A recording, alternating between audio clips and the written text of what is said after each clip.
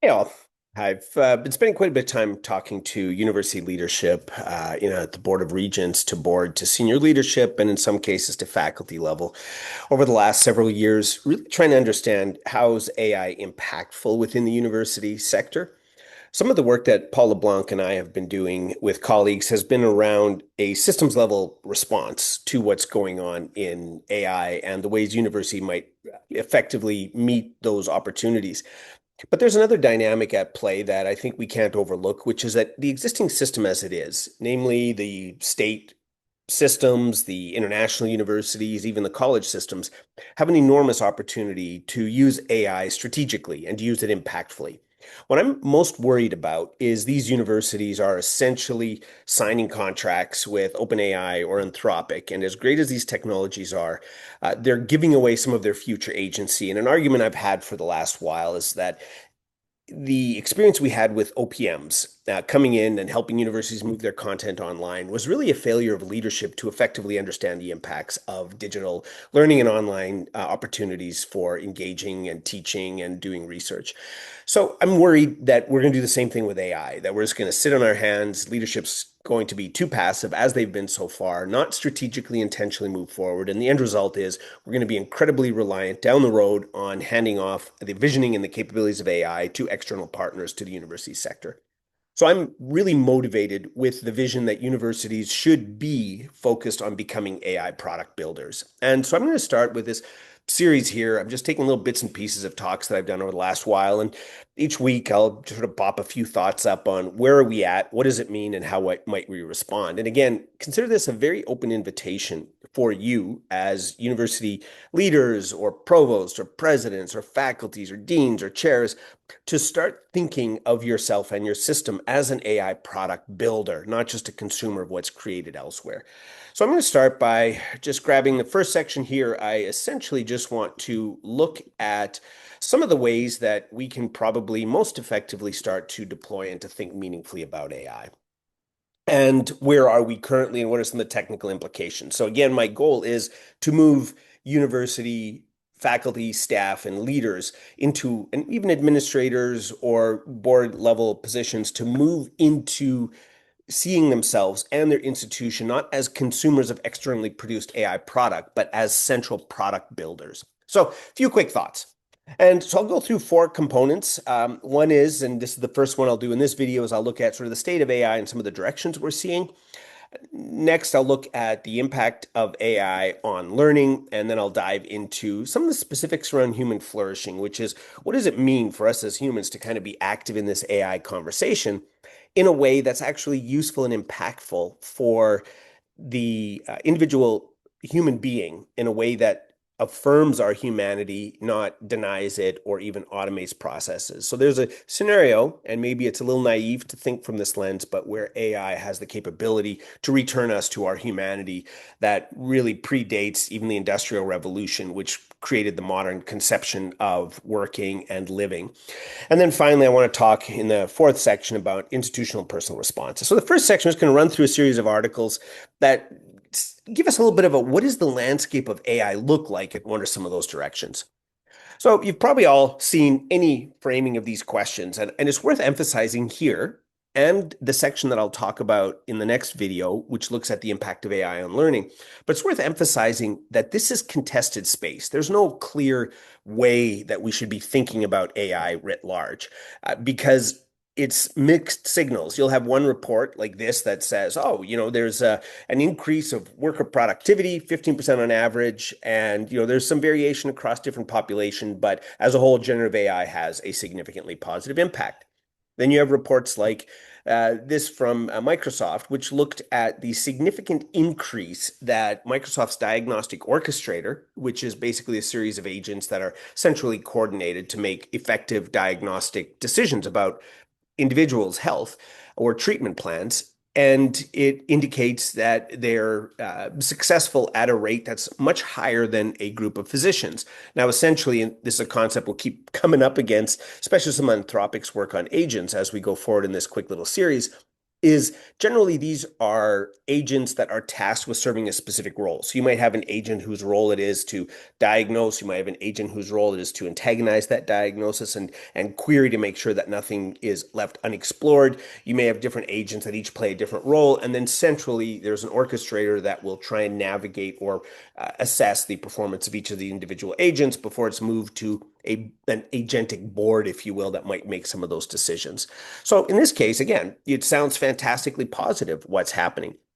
We're also hearing a lot of really promising research capabilities that come with AI. In some level, these could capture human behavior, and it could be a sense that we have new model that are going to have models of research and cognition that are going to have tremendous impact, even understanding human cognition. So we're in this beautiful world of severe happiness. And there's also this view that these chatbots can have a significant impact on personal mental health interventions at scale. And I was speaking with a colleague recently out of a university in Mexico, and he was excessively enthusiastic at the prospect of AI as a tool to help individuals manage their own well-being and their own mental health. And part of the reason was he was overwhelmed in a big system as the primary touch point and unable to address sort of the needs of everyone in his student population. Of course, there are significant issues. The Dartmouth paper that came out a few weeks ago, well, a few months ago now, particularly emphasized that AI can be good in these kinds of mental health settings until it's not. And so, but nonetheless, there's some positive results coming from this. Similarly, the LLM adoption in the workforce has said there's an increase in use at a significant level from 30% in December to even a few months later up to 45%. And a lot of the use of this generative AI around, time on a specific task or a particular piece of information, but they're suggesting that there is at some level, this is again a lot of hype and grandiosity, but there could be a significant increase in productivity of the workforce if more of this work was done with AI. And they're similarly proficient in completing emotional intelligence tests or in solving some of these and so on. So it's just we have this list of positives that keep stacking up that really indicates AI has enormous potential value in terms of the human health, human understanding ecosystem. And even in this case, where it's looking at using LLMs to give some guidance for coaching, for sleep and fitness, significant increase in performance capability and helping give direction to humans or often over human experts, meaning AI outperforms the human component of it. Now, in the US in particular, and this is an important point, I just want to emphasize that AI is statecraft, meaning it's going to be a national level security challenge. And we're in this game theory world where big systems around the world, primarily China and the US, are the ones that are running toward AI dominance or AI supremacy. European Union has been less prevalent, as you can tell by the number of research or frontier labs there. And beyond that, there's not a lot of regions of the world that are significant players. They're generally consumers of the outputs of other areas. This report from July of this year emphasized particularly areas where AI will have a big impact and essentially said it will radically transform or enable new ways, if you will, of education, media, and communication. So I'm emphasizing specifically the education sector and why it's so critical that we're product builders. However, it's worth suggesting that this isn't all new. Like this has been going on for quite a while. And by this, I mean the changes that are now impacting universities are 20, 30 years old.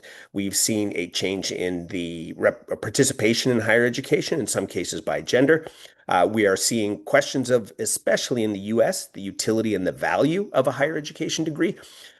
The expense affiliated with it has continued to increase and outpace general expenses in other sectors of society. And so it's not that AI is the catalyst, it's that there has been a brewing of trends and impacts that AI seeks to be the trigger point for sustained change, potentially. And so in this case, the value proposition as certain populations are less involved in the university sector start to suggest that things are changing. Similarly, and these for every report like this, you can get a secondary report. So I want to emphasize whatever you want to believe about AI's impact, you can probably find evidence to support it.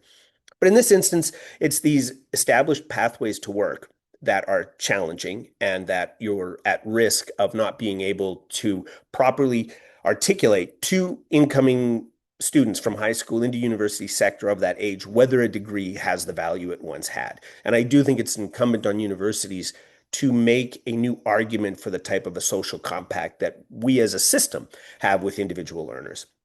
But in this case, you're finding typical pathways to success in computer science are no longer as effective as they once were. And there were a few reports that were just out in the last week that emphasized entry-level jobs are the ones that are being overtaken by AI, whereas some of the other sectors, medium or expert level performance, is actually growing in those areas, which in the long run, if you take the bottom three rungs off of a ladder and you're down the road going to pay the price for not having developed those capabilities.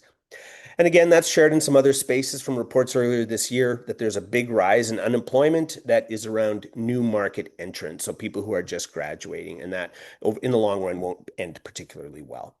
But it's worth saying that the space of AI is absolutely overhyped, and there is, at minimum, a correction. I wouldn't go so far as to necessarily say a bubble burst or a collapse, but definitely we're expecting a correction in the near future given the extraordinary investments in AI. And since 2019, if you look at the investment in these sectors, it's up significantly, whereas everything else is basically flat. So if you're doing AI, you're attracting funds and money and resources, and there's other sectors of the economy that aren't as impacted. And so that's a little bit of the shape of the landscape. There's a lot happening in investment, some big impacts emerging in the employment sector, and some promising results that AI can help with critical areas of human health, mental health, and physical health as part of the capabilities that it makes available to society or to individuals. But the AI landscape, as of today, what we're seeing right now is the growing use of multimedia and multimedia models. If you look at what GPT-5 dropped, that's sort of a model that unifies the different capabilities that sit behind it, meaning you don't need to select a model per se, but you can instead make your request and the system will automatically select which model you need to use. And again, you're seeing the inclusion of Nano Banana was a big Google initiative over the last few weeks. Images and videos with VO3, for example, again, a Google output. We're seeing multimedia use of AI moving away from the original heavy text only view that we had with these models. New tools are forecast. They're not 100% here. We're quite interested in the wearable glasses as an operating system for learning tasks. The capabilities there, though, are still hampered by, let's say, if you use Ray-Ban Meta glasses, you don't necessarily get access to the data that's on it. And that makes it difficult to plan educational products around those kinds of glasses. There are a growing number of open source systems available. And as you have an open source system to be able to build on, as well as hardware systems that you can connect to, we could see a big leap here. One area that I think everybody is paying a little more attention to now is that these devices, the use of AI in general, generative AI in images and video and text is quite intensive in terms of expense and environmental impact. And we're finding as well our interest and motivation is to seek either on-device models or to seek smaller models that are cloud-based as well, meaning not everything has to be thrown through a GPT-5 API or a Claude API. There's options for you to build models that do lower level, less intensive computational tasks and have those run on an on-device model. Agents are a huge area of focus. We're actually, with a few colleagues, going to be running an agent academy in Norway at the end of April next year, and running a few similar models with smaller university partners that are interested in getting their act together on agents. So I'm very enthused by agents as a mechanism for building AI products. And related to agents, a lot of this is workflows and automation as well, that we're seeing more use of individuals building quick little tools for themselves, the so-called vibe coding movement, where you're able to create a mechanism for managing your email or for managing some planning work that's simply not agentic AI, but workflow and automation. Future focused, I think the inclusion of a lot of these trends and the growth of robotics, heavily centered in China. There's a few like Figure One out of the US, but robots and the integration of LLMs and VLMs and other AI models that will integrate with physical hardware is an inevitable kind of an output. And we're starting to see those develop. I don't think we'll have huge advancements this year on the consumer space, but I think we can expect by end of next year that these are going to be more accessible. There are already $7,000 robots available out of China, but from what I've seen, they mainly do backflips. So as these get more useful and more impactful in our personal lives, it could have a big output. And finally, a lot of the consumer product build out. This is where OpenAI is winning. Google is trying to come up and compete with them, and Nano Banana, I think, move him to the front of the App Store. But a lot of this work is essentially seeing the consumer product side of it being addressed. And that just means a lot of the technical components and the decisions that some of you might care about if you're an early AI adopter, they're being pushed to the background. So a lot of criticism initially of GPT-5's model selection behind the scenes, but GPT-5 wasn't for expert users of AI, it's for the majority. And so making the product feature consumer friendly and roll out, capable of being rolled out to, say, your grandparents, was the primary intent there. Now, one of the things that we're all aware of is these models are leapfrogging one another. As a rule, OpenAI generally retains the lead at certain levels, but certainly where we're at now with Google, Anthropic, and some of the Chinese more open source models, the performance is tightening. And at the end, it seems like most models, other than small variations for tone and feel, are going to converge on comparable capability. What's concerning, though, is that it's a pretty small world for the AI dominant space, and right now largely held by a series of significant American labs and technology environments. And part of this is especially when I see, Canada with Cohere and a few others is kind of in the game, but and they're trying to sort of make decisions and to start investing more actively in it. But the AI race really is down to two big regions, and that's the US and China right now. And many of the ways we access these tools, especially if you're a builder, is going to be through AWS or Azure or Google Cloud. There's a lot of questions that are still emerging. There's the tooling component of it. When we first started developing with Matter in Space, it was many of these things weren't available or they're pretty rudimentary, which means you had to do everything basic coding without existing frameworks. Not a lot of thinking on memory 2 years ago that we could rely on. And so memory was basically just a call to a database where you've summarized some components of a learner's actions in the past and brought that into new conversations through just dropping it in the context as the agent starts working with the individual learner. But what we've seen happening, frameworks, this is LangChain and related tool sets, all of the major AI vendors will be dropping these more and more or getting more sophisticated from OpenAI to Anthropic. So frameworks that allow developers to build agents will be important. And I think that's why university leadership needs to say, okay, we are going to be an AI product building system. We know the tool sets are changing rapidly, but we need to get in now so that we have that baseline literacy, but be flexible enough to know that much of what you would do in the future will be different from what you're doing now. Like, I'll just speak for ourselves. We would have absolutely, if I was to start Matter in Space today, it would be different in terms of how we build and how we do our literally software engineering processes compared to what we started with. And so you have to continually be updating your approaches. Memory is a huge deal. Already touched on that. There are a couple of frameworks coming out, but in many ways, from a university lens, I would say your student data, which should be a key component to personalization and to memory use, is a huge value point. Keep that as something that you manage your memory locally, even though you may access memory features with MemZero and other opportunities are out there. Evaluations. I've had the fortune of working with a friend and colleague, Hamal Hussein. Hamal's been just simply fantastic in articulating and publicly sharing the learning that he's done with evals, and so you can track the eval process to ensure the quality of your models.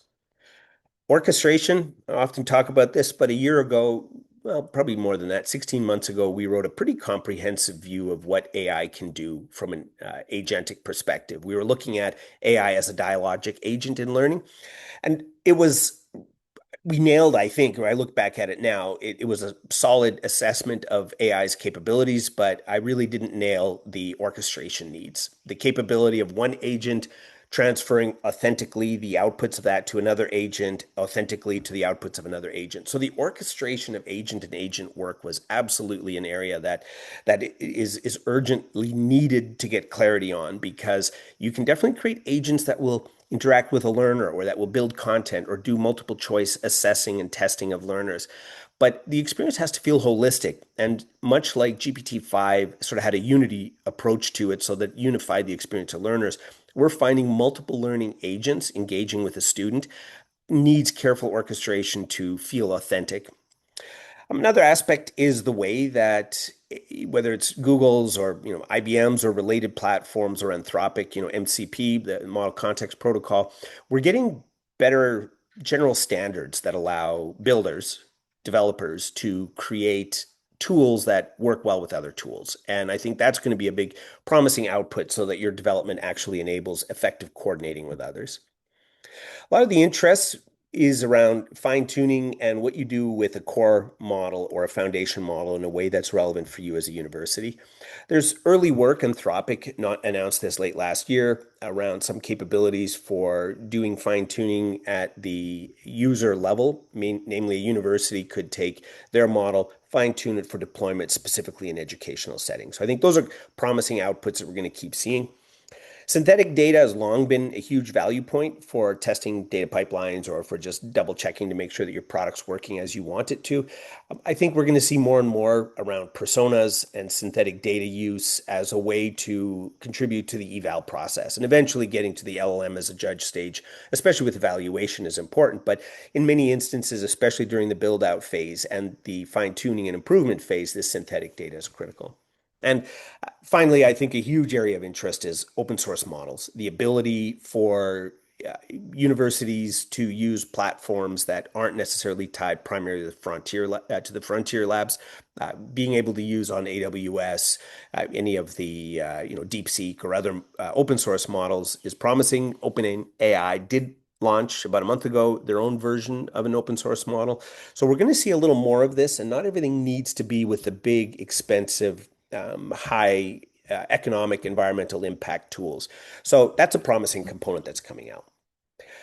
One of the points I just want to wrap up in the last couple slides here is there was a shift initially. Everything was prompt engineering. And some of the things I just referenced actually shift into this domain of what's classified as context engineering. And this, when I was at the AI engineering conference in San Francisco a few months ago, this is where this really started to drive as a critical focus, which is if you're building tools, you need to take care of and manage a number of things. No different than if you're writing software where you need to manage database access and security and related resources. With LLMs now, we're starting to see a series of contextual factors that can be well managed to improve the quality of learners' experience, or users outside of education.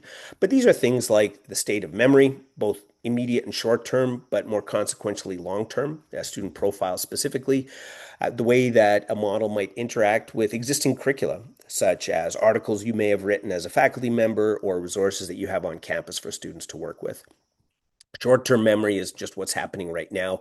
As context windows increase to 2 million plus token sizes, some of the short-term memory opportunities will increase dramatically. But for now, at least, I'm just emphasizing we're starting to see a language emerging around the builder side of tools from a university lens. Now, these are a lot of these factors I've already talked about. LLMs are stateless, which means they don't necessarily recall what you've done in the past. Ask the same question of an LLM now and open a new window and ask it again, and you may get varying responses. In fact, day to day, you can get diametrically opposed responses, and that's a challenge. So we have to be cautious. We're heavily focused on using existing machine learning approaches in areas that are high stakes, where we need consistent and reliable outputs. Profile for learners. This should be, if I was leading a university, this is the area I devote a significant amount of time to getting my act together, is getting a clear sense of how our learner data might intersect with us being able to better serve their experiences on campus without giving that away to the frontier labs. I have almost a rabid response to where I think leadership has largely failed the higher education sector. After 2+ years of AI's advancement, we have no meaningful or significant response to AI as a system level. Like, I'm not talking about, do a public press release where you sign a contract with OpenAI, which shows very little ingenuity and no commitment to the agency of your organization or your learners.